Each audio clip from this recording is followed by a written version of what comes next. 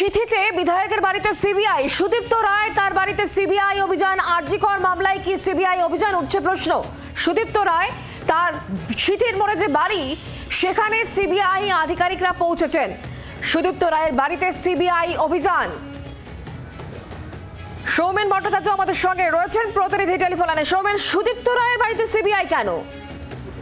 দেখো, এখনো পর্যন্ত যেমনটা জানা যাচ্ছে যে শ্রীরামপুরের তৃণমূল বিধায়ক সুদীপ্ত রায়ের বাড়িতে আজ কিন্তু দুপুর 3টে নাগাদ সিবিআইয়ের 2 প্রতিনিধি দল তারা কিন্তু পৌঁছায় এবং যেমনটা সূত্র মারফত জানা যাচ্ছে যে আরজি কর দুর্নীতি মামলায় যখন তদন্তে ভার নিয়েছিল সিবিআই, তখন কিন্তু বেশ কয়েকবার তার নার্সিংহোম এবং তার বাড়িতে কিন্তু তল্লাশি চালানো হয় এবং দফায় দফায় তাকে বেশ কয়েকবার জিজ্ঞাসাবাদও করা হয়েছিল।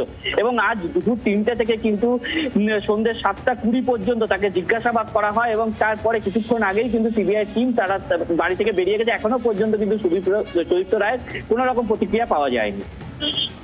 ঠিক কি কারণে এবারে এই সিবিআই অভিযান হলো, কি কি জিজ্ঞাসাবাদ করা হলো তার কাছ থেকে, এই মুহূর্তে কি জানতে চাইছেন সিবিআই আধিকারিকরা, কি খবর পাচ্ছ তুমি? দেখো, এখনো পর্যন্ত কিন্তু বিধায়ক কোনোভাবেই কিন্তু প্রতিক্রিয়া জানায়নি এবং তার পাশাপাশি যেমনটা সিবিআই সূত্রে জানা যাচ্ছে যে আরজি কর মামলায় কিন্তু তদন্তভার যখন তারা নিয়েছিল এবং এই সুদীপ্ত রায়ের নাম উঠে আসে এবং সেখানে বেশ কিছু দুর্নীতির অভিযোগও উঠে আসে তার বিরুদ্ধে এবং সেই তদন্তভার নেওয়ার পরে কিন্তু তাকে বেশ কয়েকবার জিজ্ঞাসাবাদ করে আজও কিন্তু বেশ কিছু নথি সংগ্রহ করেছে বলে যেমনটা জানা যাচ্ছে সিবিআই সূত্রে। বাংলার আওয়াজ, বাঙালির আবেগ, জি 24 ঘন্টা।